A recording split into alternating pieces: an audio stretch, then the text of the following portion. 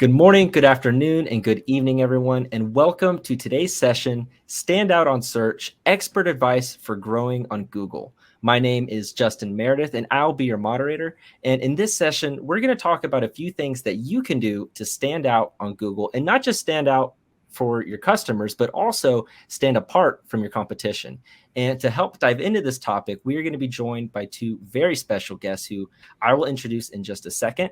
But first, let's quickly go over a couple of housekeeping things. On the right side of your screen, you'll see a window with a few tabs at the top. This is where you'll find the Q&A session, or this Q&A section, the comment section, and some relevant and helpful resources. So please feel free to ask any questions that you have.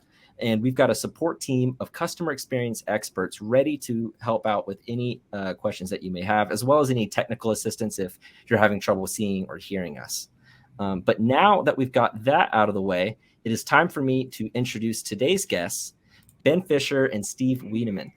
Ben is the co-founder of Steady Demand, a company specializing in local SEO and social media. He's also a Google My Business Diamond product expert and a writer for notable platforms like the Local Marketing Institute, and contributes to the influential annual Local Ranking Factors study. Steve is the CEO and Senior Search Strategist for Wiideman Consulting, specializing in SEO strategy. Steve has over a decade of experience in consulting for various enterprises and renowned brands. In addition to that, Steve also contributes in academia as an adjunct professor at UCSD and CSUF. Thank you guys both so much for coming on today. How are you guys doing? Fantastic. Thanks for having us. Yeah, definitely. Thanks, Justin. Great. Now, we don't have a lot of time today. This might be the shortest session that we have ever done. So let's go ahead and dive right in. And to start, let's talk about why showing up on Google is valuable. I think everyone here could agree that showing up higher on search is a good thing, but just how important is that? Yeah, Ben used to joke around about how the phone books are dead, right? That was some 15 years ago, right? Nobody's using a phone book anymore. So if there's still kind of a phone book mentality of some older generation business owners, this is the perfect opportunity to listen to the voice of reason and starting to get in that mindset of I need to be online, whether it's on Google, Bing, DuckDuckGo, Amazon, wherever your business is, and people are searching for your products and services. It's a perfect excuse to spend some time to think about, where that gap is. And it's free traffic if you think about it. If you do a little bit of upfront work and maybe a little bit of nurturing and water and sunlight, that's some pretty good long-lasting traffic when it comes to organic SEO. Think about also the brand awareness side of showing up on Google. Even if it's a query somebody makes that isn't specifically for one of your products and services, but they have an interest or an affinity in what you do, there's an opportunity there to get in front of them and to build your loyalty program, to grow your email opt-in list, to get more social media subscribers so that your reach continues to extend. And then, of course, the stats, the data, proves that there's definitely some opportunity. We have one brand we work with. First name of the brand is Bob, and they make literally over $20 million a year from free traffic they get from Google simply by creating content on their website that solves what their customers are looking for, and $20 million a year from organic. And it all plays into an integrated marketing strategy that supports one another. But even then, that organic side of search, so much value. Maybe you're just a restaurant and you're trying to figure out how can I get more business to my local restaurant? And well, do you offer takeout and delivery? You do? Well, for each location that you have, do you have a delivery and takeout page that talks about that service? So when someone's performing a search for maybe breakfast delivery near me, it's our restaurant that shows up with that delivery page that says looking for delivery near you in Anaheim, California. So lots of opportunity, I think, to drive free traffic. And it's if you haven't already started exploring where those opportunities are, get with a digital marketing consultant and see what that gap looks like and get a prediction or a forecast of what it could mean to your business. And I'll just throw one thing out there, Justin. And thank you, Steve. But the fact is that about 91% of searches happen on Google. Mm-hmm. So if that is a local intent search to find Bob, or find Bob's restaurant, or to find Bob, it should say, then you should own those results because Google owns those results, but by doing video, rich media, tweeting, whatever, Images. images, exactly. YouTube, you can still dominate that. So when somebody is searching for your brand, the first thing they see is you. They don't see your competitor. Now, I'd like to talk about the current state of Google and how the landscape has changed since the boom of AI over 9 months ago. What impact has AI had on search? What role is Bard playing? What are you guys seeing out there right now in the current landscape? Go for it, Ben. Not much, Justin. The interesting thing is okay, so yeah, it rolled onto the scene in November, right? And in January, with ChatGPT and such, the hype went to amazing levels. And there were thousands of apps created, and people were trying to figure out, and people were saying, "Oh my God, SEO is dead." SEO is far from dead. What we have learned over that time is that really, whether it be the Bing AI, Bing Chat, or whether it be Bard or Google Chat, or ChatGPT or Anthropic, Claude, these systems, the large language machines, basically LLMs, are nothing but computers doing computer stuff.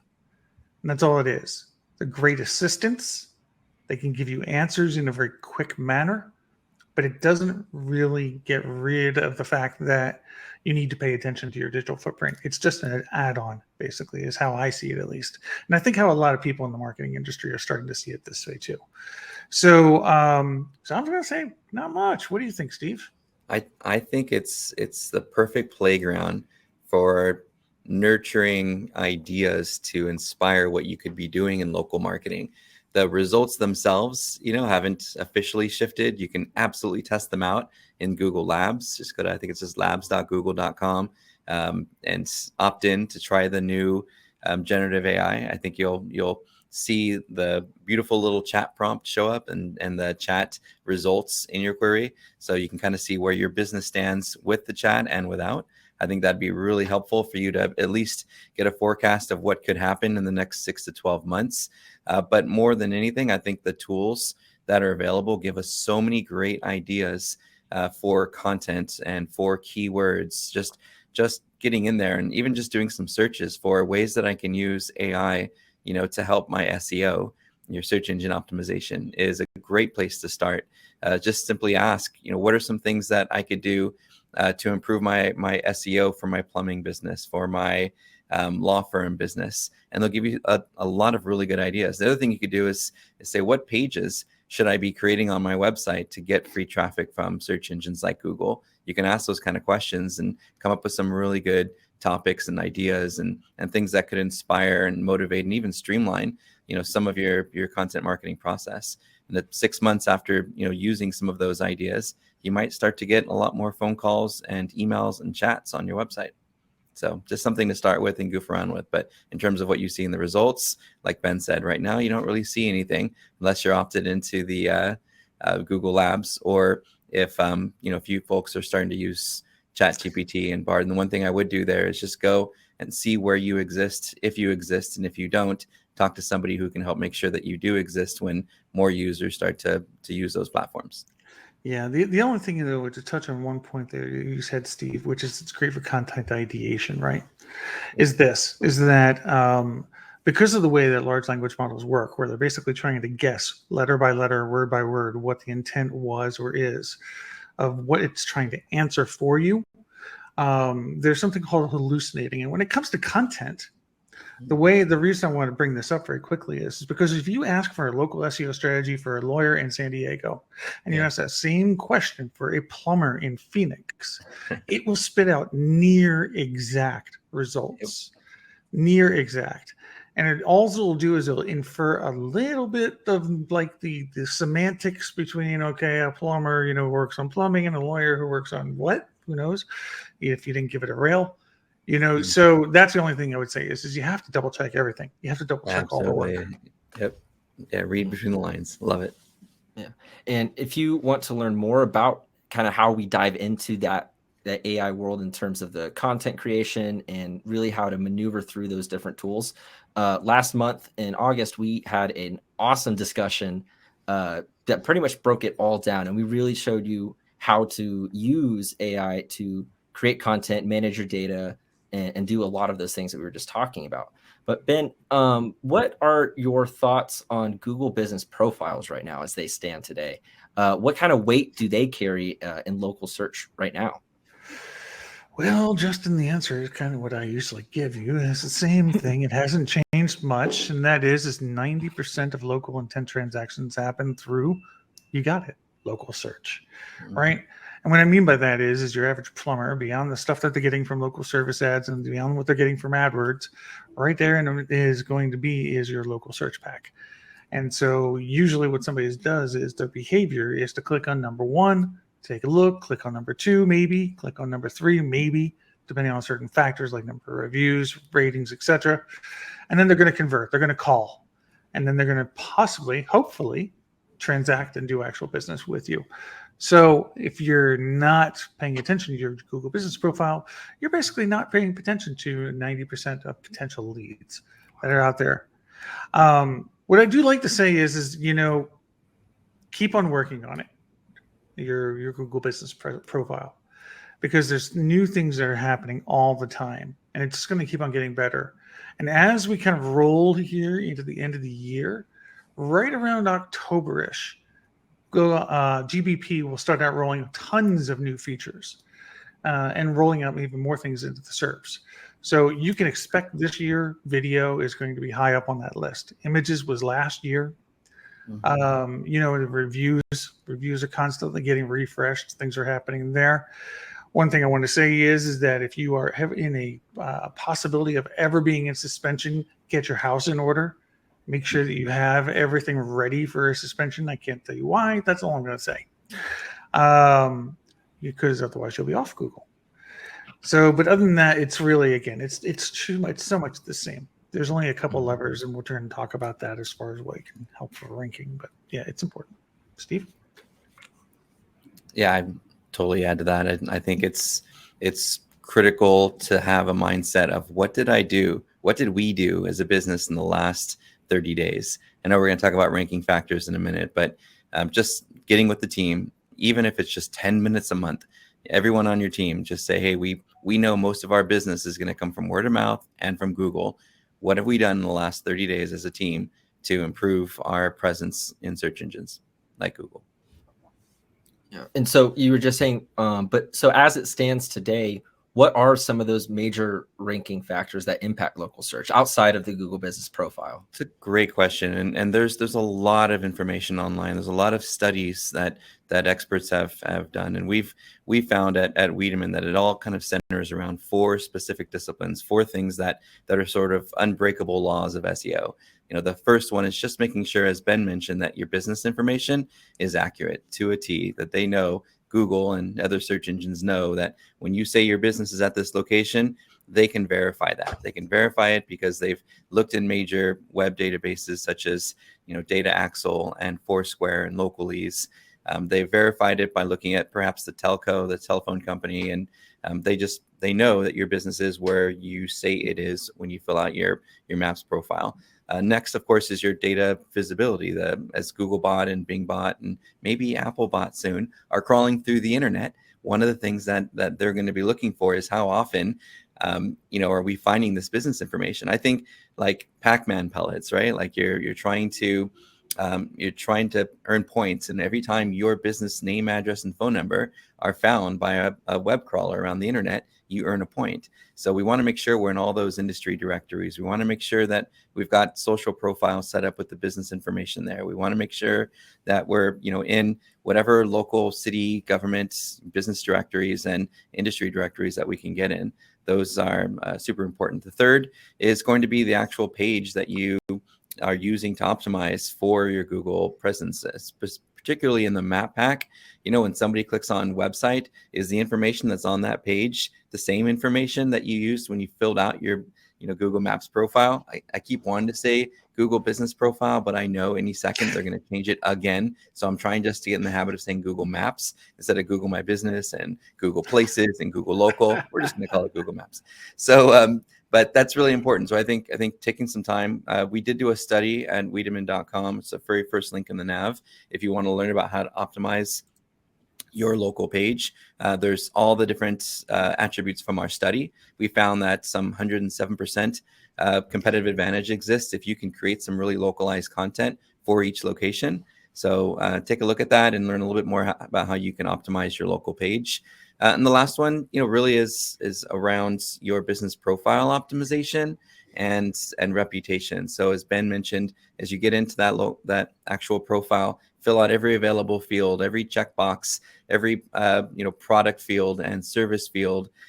Just make sure you've used all the available space that's in there and that you're staying active with it. Nobody's going to click on your results if the reviews and ratings you're getting aren't very impressive. Just think about that. So as you think about organic web search principles, such as the relevancy of your content and the popularity of your brand and the way that users interact with your listing when they see it in the search results, this would apply to our local results, in that nobody will click your map listing if you've got 1 star, or if you've got even 4 stars but 2 ratings, and your competition has 4.5 and 300 ratings. So it's really important to pay attention to the quality, quantity, and velocity of ratings and reviews that you're receiving in that Google Business, Google Map profile. So those are the 4 things I would sit down with the team every month. Did we improve the accuracy of our data? Did we improve the visibility of our business online, our name, address, phone number online? Did we improve the quality and helpfulness and usefulness and conversion rate of our local page? And are we improving our quality, quantity, and velocity of ratings that are coming from Google and other rating websites? Yeah, and as far as Google Business Profile goes, Google Maps, really what's for ranking factors? Short, skinny, straight answer. Name of your business, the address, your categories and your subcategories to a certain point. Reviews, again, to a certain point, 10, 100, beyond that, meh. And then finally, the services area of your GBP. You'll find rankings within 72 hours as soon as you change services. So do that as well. You don't need to stuff keywords in there, especially in your company name. You might see your competitors doing it. That's okay. Just hit flag and report them, but keep your business name, address consistent. We'll talk about stigma that around it, number one. We'll and talk two, about that the right another thing day. Yeah, it's the right thing to do. There's a way you can do it in the guidelines. So given this current landscape, so we know, we just covered the factors that impact locals ranking, and we know how important a Google Business Profile is, and we kind of know, we definitely have a better idea now of what sort of impact we can expect from AI, right? And at least as it is right now. So what would you advise local businesses do to stand out on Google? Just quick tips, right? Updating your, kind of like what Steve was saying, making sure your Google Business Profile is constantly updated. Photos, upload photos to GBP. They're being used in multiple locations throughout the web, so you might as well get them out there. Services, again, services are a ranking factor. So you want to have keywords in your services. In the descriptions, doesn't matter. But the title, because it shows up as a justification, but again, within 72 hours, you get a ranking boost. But make sure it is something that you do. Make sure it makes sense in the term when it reads provides something. So if you are a PI company and you do something, or an employment agency and lawyer, and you do something with sexual assault, don't say you provide sexual assault. That's creepy. So anyway, and then focusing also on short form video content. The reason why I'm saying this is multifold. Number one, if you look at where Google is going to be moving towards with generative AI, they have come forth and already stated that they are going to look at short form video content like TikTok, etc., which means they're going to probably build their own. I mean, they've got YouTube Shorts, so maybe try out those. And then finally, this is just kind of a general rule: write for users, don't write for Google. As a matter of fact, that would get you more in trouble with Google, especially with all AI content junk coming out. So, yeah. Steve, over to you, buddy. I couldn't agree more. I think that's incredibly important. I think the important way to focus on what your strategy is going to be is start by having this originality mentality, right? And I see a lot of folks that want to take shortcuts. They want to get an article to rank for a keyword still 20 years later. I don't know why it's still happening. You're using AI now to generate content for your website, which gives you some really good inspiration on the types of things you should be writing, but just copying and pasting verbatim at some point, search engines are going to be able to identify that in the same way that I can identify it when my students at UC San Diego and Cal State Fullerton use it. So we want to make sure that our content's original, and we do that by sharing video testimonies from our clients, by sharing authentic pictures and media that was created on site or on client site with what we do in our business. So I think originality is going to make us stand out more than anything else. As we think about ways that we can get into some of the new search results, I think focusing in on content that you can share with others off your website, contributing in communities and places online communities and places online where you can get recognized and become an authority. That really helps, especially businesses that are growing as small businesses, and you've got an expert who's running that business. If that expert's out there sharing content and referencing content from their own website, that can make such a huge difference. And then I think looking at testing, the more you can test things that improve those three areas we talked about, that improve the helpfulness of your content, that improve your visibility and mentions off your website, and when possible, that improve how your website looks in the search results, perhaps with frequently asked questions or star ratings or a video or image thumbnail, any sort of extra helpful context that we can put into the result itself. And you'll work with your web developer to do that. Use the Google Rich Snippet Gallery for ideas. Can help as a catalyst to getting more of the clicks that show up in search and showing the search engines that you are a very helpful result. So I think that's going to be the differentiator between you and the competition, is that every single page you put up, if you're an attorney and you have practice areas, you're going to have a page for every practice area you have, and you're going to have a video and images and things that are going to stand out, and testimonies from your clients about why they should stay on your webpage and not go back to Google and choose a competitor. I think those are sort of my three tips or differentiators. Awesome. Being able to handle all of this, it's a lot easier said than done, especially if you're a business that has a lot of different locations and you're trying to manage everything in one place. That's why just recently here at Birdeye, we released a flurry of new updates that kind of integrate AI into a lot of these processes when it comes to review generation, review responses, and review summaries to make sure, to pull those insights from your reviews and your customer feedback to understand what your customers are actually saying about your business. Mm-hmm. Some of the key features that we have is we've integrated it with a large language model to where now you can have review responses written like much more, in a human-like way, where they can analyze the review that was written and respond to it personally. And you always have the option to review it, edit, and then publish. You don't ever want to just trust it completely. You always want to make sure you quadruple check everything that's AI generated. But it can help with that, and it can help with rephrasing a current review response that you've already written, as well as translate different languages, as well as help with your social media, your listings, and making sure that your information is accurate and being able to manage that information.